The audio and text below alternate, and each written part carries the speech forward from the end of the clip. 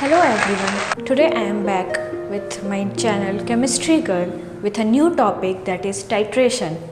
Titration is a laboratory method of quantitative analysis used to determine the concentration of known substance. The titrant is a substance added from burette. The equivalence point is where the titration should really end.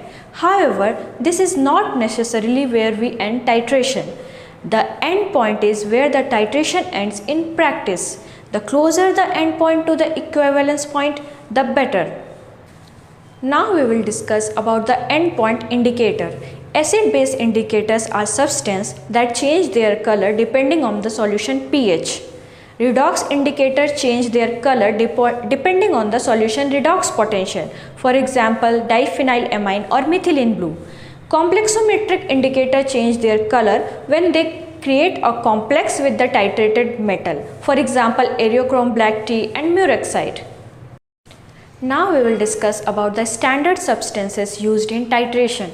The standard substances must be solid, cheap, easy to obtain in highly pure state, stable, that is, its composition must not change with time, non-hygroscopic and non-volatile, and it must react with titrant fast and with precisely defined stoichiometry.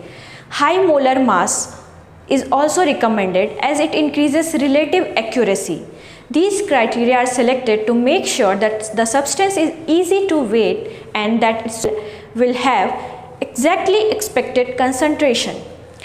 Many substances that can be obtained in a very pure form are in practice useless as they contain variable amount of water of crystallization. This is true for sodium carbonate or sodium thiosulfate.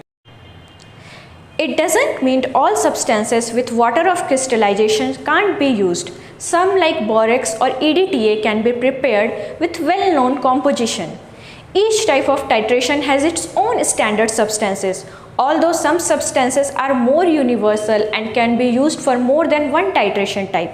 For example, potassium hydrogen phthalate (KHP) is used solely for acid-base titration, but oxalic acid and sodium oxalate can be both used in acid-base titration and in redox titration.